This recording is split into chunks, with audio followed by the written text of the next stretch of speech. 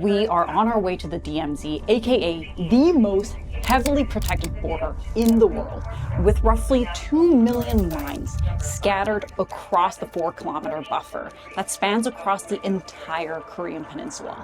But because it's been completely free of human presence for about 80 years now, since the Korean War, it's also become one of the largest unintentional wildlife sanctuaries in the world.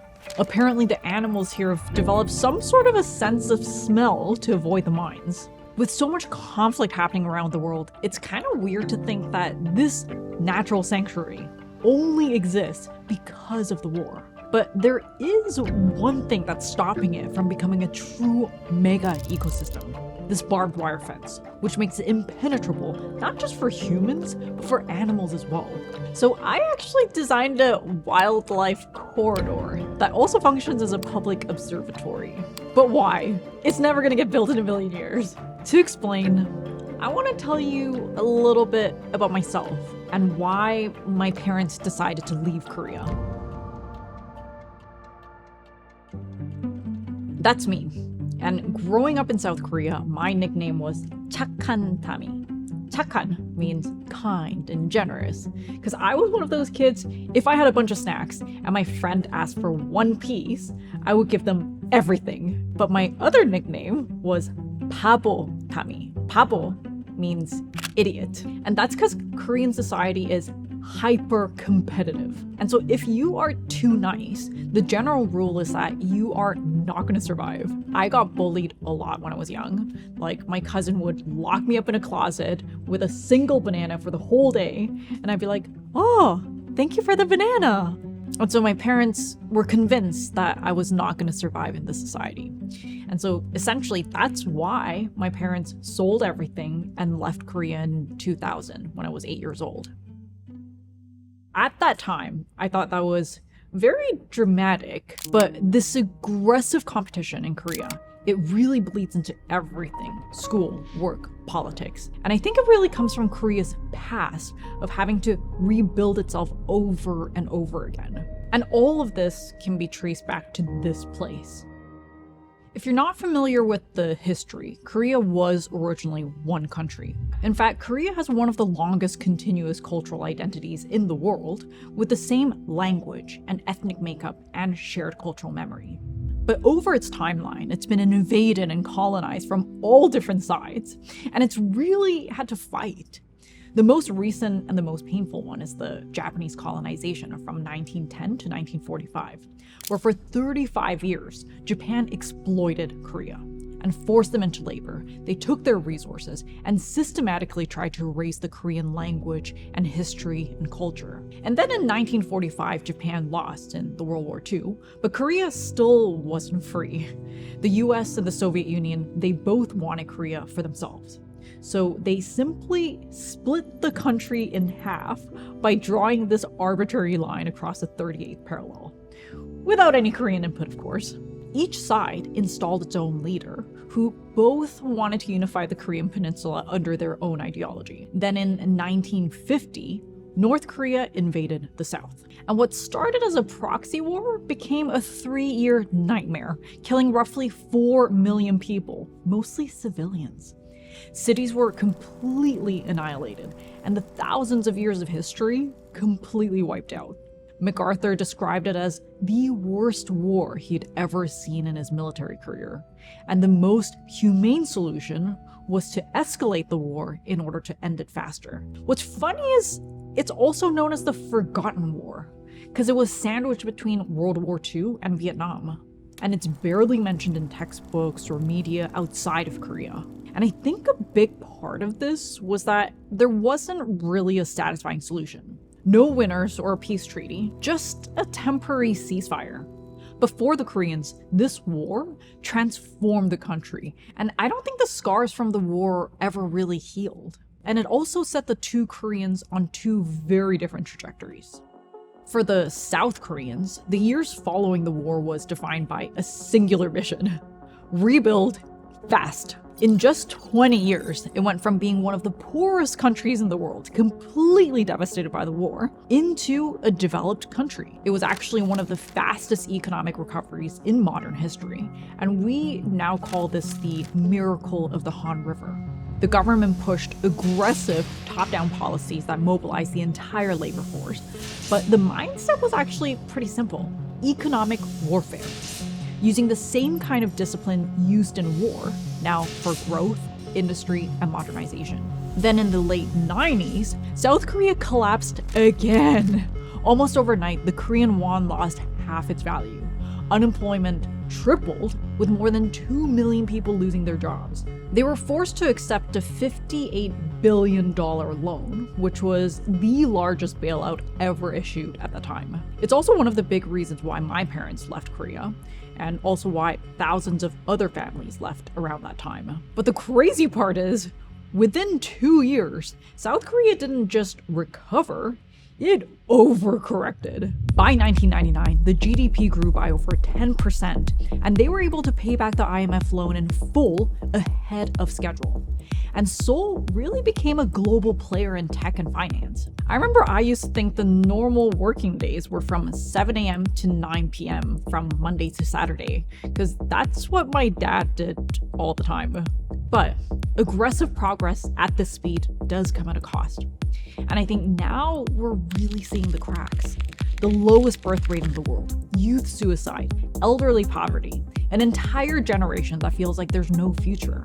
We've built this high-speed, hyper-competitive, hyper-efficient society, but it's left a lot of people behind. North Korea, on the other hand, became more and more isolated, and it cut itself off from the rest of the world.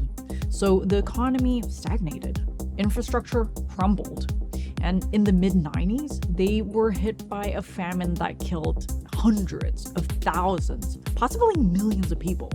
The average North Korean is roughly 54 times poorer than the average South Korean.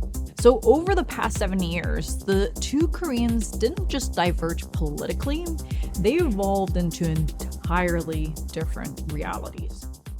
When you're dealing with delicate topics like this, it's really important to get a story that's grounded in facts. But I know, as someone who spends a lot of time with research, it's actually really easy to get influenced by biased journalism. Straight Arrow News is the sponsor of today's video, and they help you find fact-based, nonpartisan journalism. They navigate the overwhelming amount of reporting and give you a more clear and objective view of what's happening around the world. Their media landscape indicator gives you stats on who's reporting and which side of the political spectrum they're on. It can surprise you. And when you read an article or watch a video or listen to a podcast, you can see info boxes like context corners and source lists that explain why it matters and how widely it's being reported, so you can judge for yourself just how credible the source is. The media myths section highlights news stories that other media might have overlooked, making sure that you get a comprehensive view of the world. Straight Arrow News is verified by all sides, Ad Fontes Media, and NewsGuard, and they all rated as reliable and centered. So if you need a quick way to access fact-based reporting and hear from both sides, give Straight Arrow News a try. It's completely free, and I'm going to leave the link in the description. All of this really made me want to meet a North Korean person. And I saw a video of this girl, Nara. She's a North Korean defector who moved to South Korea about 9 years ago. So I asked her out for lunch to a North Korean restaurant. But I was pretty nervous. I'd never met a North Korean person before. But then I found out that we were kind of a similar age, and we kind of connected. We talked about dating life, of course, YouTube, work, the difference between North Korean men and South Korean men, and we actually had a really good time. But throughout all this, I couldn't help but wonder how much of this was real. 전 그거예요. 그래서 한국 왔을 때 너무 다르니까 그 사람을 나한테 적응시킬 수는 없잖아요. 내가 이 사회에 살아가려면 내가 적응을 해야 하기 때문에 전 당연히 내가 이 나라의 문화를 따라야 되는 게 맞다고 생각했기 때문에 거기서 가져온 거는 될수록 다 버리려고 마음에 가진 것들을. And she says she decided to leave behind everything she knew, everything she thought, everything she felt, to come to South Korea. 그러면은 가족 다 오신 거예요? 아니요. 저는 엄마랑 저만 왔어요. 동생이랑 아빠는 아직 북한에 있어요. 아 진짜요? 원하지 않아서. 아 원하지 않으셨어요? 네. 그러면은 그 건너올 때 탈북할 때. 탈북할 때 그 강을 하고 건너오신 맞아요. 저 같은 경우에는 이제 제 고향이 이제 청진이에요. 함경북도 청진이라고 이제 한반도 지도 위에 보면 맨 위쪽이거든요. 거기서 이제 해산이라는 곳까지 가면 거기에 이제 압록강이 있어요. 그래서 압록강을 이제 헤엄쳐서 브로커랑 같이 이제 건넌 거죠. 근데 그 압록강을 건너서는 이제 삼국을 통해서 압록강 건너고 중국 거쳐서 미얀마 거쳐서 태국 거쳐서 대한민국으로 온 거죠. And she left like 10 years ago when she was 19. And to think about my life, that's when I was partying in architecture school, like having the time of my life. And so it just felt really surreal. And I kind of felt like behind this really nice girl, there is a part of her that's missing. That's never really gonna be whole.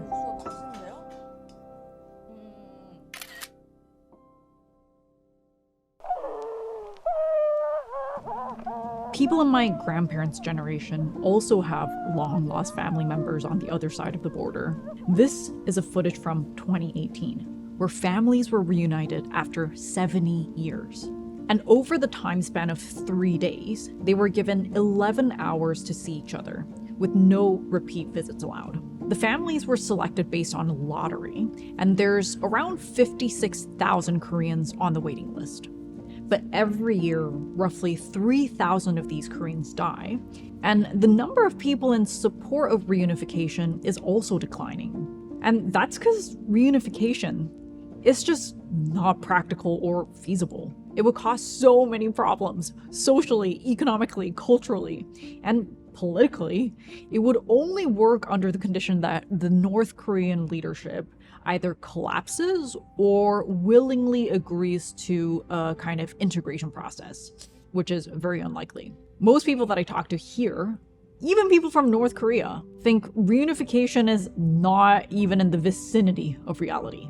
통일에 대해서 어떻게 생각하세요? 아, 통일. 참 어려운 것 같은데 저는 당연히 통일을 원하는 사람 중에 한 명이고 가족도 있지만 어쨌든 저는 그래도 그 나서 자랐던 고향이 되게 좋아요. 어쨌든 뭐 저는 그거잖아요. 탈북을 한 이유가 고향이 싫어서 거기 사는 사람들이 싫어서 탈북한 게 아니라 그 정권이 싫어서 탈북을 한 거잖아요. 그렇기 때문에 저는 한국 와서도 통일이 되면 물론 좋겠고. 진짜 그게 진짜 길게 생각하면은 좋은 거 같은데 경제적으로 그쵸. 왜냐면 너무 갑자기 되면 사람들도 혼란스럽고 뭐야 우리도 먹고 살 건데 이렇게 말고 그냥 뭐 어쨌든 지금도 그런 거잖아요. 뭐 이렇게 뭐 북한 관련한 뭐 이렇게 뭐 프로그램이라든지 뭐 유튜브라든지 이런 채널을 통해서 아 북한 음식 저런 것도 있어? 평양냉면이 북한 거였어? 막 이런 거 하나씩 알아가면서 그냥 시간을 좀 길게 두고 저는 통일이 이렇게 차근차근 이렇게 됐을 때 통일이 됐네? 이렇게 되는 게 좀 좋은 것 같아요. 갑자기 되는 건 저도 원하진 않게 너무 경제적으로라든지 다 힘들어질 것 같으니까. So it's complicated. On one hand, there's the people and the families, but then on the other, there's the hard realities of reunification. But there is actually an argument for it. Some economists have said that if it's managed carefully over decades, not years, reunification could actually be a long-term solution to South Korea's deeper structural problems. The country has the lowest fertility rate in the world, and there's entire school districts that are shutting down.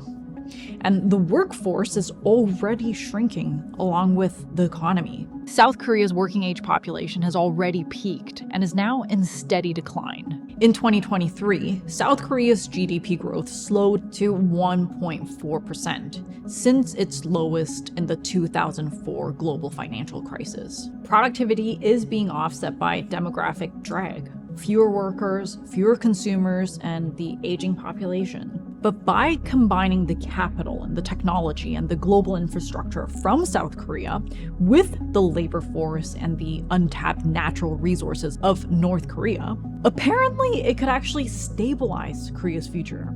But this would mean confronting deep divides, crumbling infrastructure, and decades of mistrust. But the ones who are going to have to deal with the immediate challenges are the young people today. And they're already burnt out. So to ask them to shoulder even more sacrifice for a future they might never even see, that's a huge ask. There's things about reunification that might make sense on paper, but for them, it just means higher taxes, more pressure, and no clear payoffs. So yeah, it's a little complicated. And all of this takes us to our Animal Crossing. When I started this project in architecture school, I was very idealistic and I had a little bit of an ego. And I really believed that architecture could solve everything. But even me, I was extremely discouraged by this very complex situation. And then I learned about the DMZ, which is kind of a fascinating area on its own. So it hasn't been touched by humans for about 80 years now, and it's kind of unintentionally become one of the richest wildlife sanctuaries in the world. And they have animal and plant species that's disappeared in many other parts of the world. But there is one problem. This barbed wire fence, it runs all across the demarcation line. It was obviously designed to stop people from passing through, but it's also become impenetrable for animals as well. And it's actually fragmented this landscape, which has become kind of a natural sanctuary.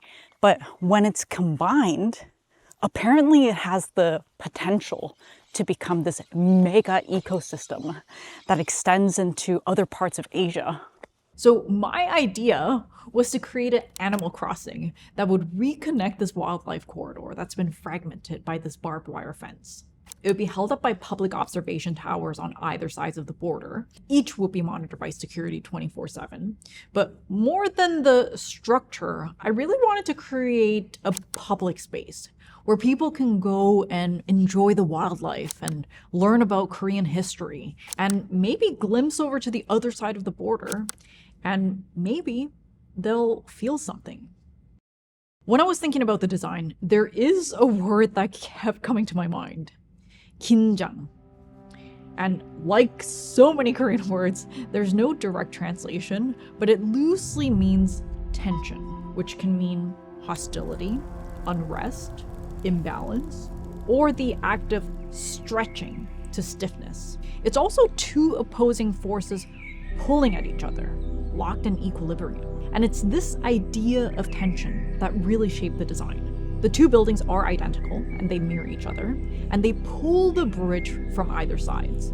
The bridge is mostly self-supporting, but this act of the two buildings holding up the bridge, that kind of felt symbolic. And this pulling motion, it actually drove the design of the individual buildings as well. Like the body, as it pulls, the building torques. So each floor plate rotates and it creates unique views from each floor, like views to the mountains, views to the city, views to the Animal Crossing, and views to the building on the other side. The reason I wanted to talk about this old project again is because I had kind of a weird experience a couple of years ago. So, of course, I'm South Korean, but I grew up in Canada, and I talk like a Canadian, and I think like a Canadian, and essentially, I'm Canadian. But a couple of years ago, I visited Korea for the first time in about 10 years. And at the passport control, I still have a Korean passport. The lady said, 다민님 오랜만에 오셨네요. Which means, oh, welcome back home. You haven't been back in a while. And I felt very weird feelings. And I think that whole trip, it kind of really threw me off. Because all these people, strangers, and this place, it just felt so familiar. But it's not just the feelings, it's the knowledge. I've been learning more about Korean history, and it's actually helped me understand a lot about myself, and actually a lot of things that I thought were personality flaws. And the thing that I realized is that our history, our parents' history, our grandparents' history, and our great-great-great-grandparents' history, it's always a part of us. whether we like it or not. So this is not a real border crossing. And even if it was a real project, the possibility of a united Korea is probably long gone. But maybe it can be a place where people come and look at nature and hang out with their families and learn about Korean history.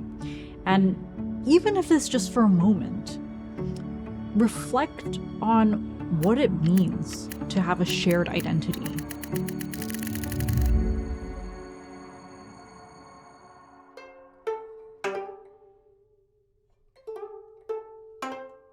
So what do you guys think? Let me know in the comments. And with that, I'll see you guys in the next video. Bye! 반갑습니다. 어색.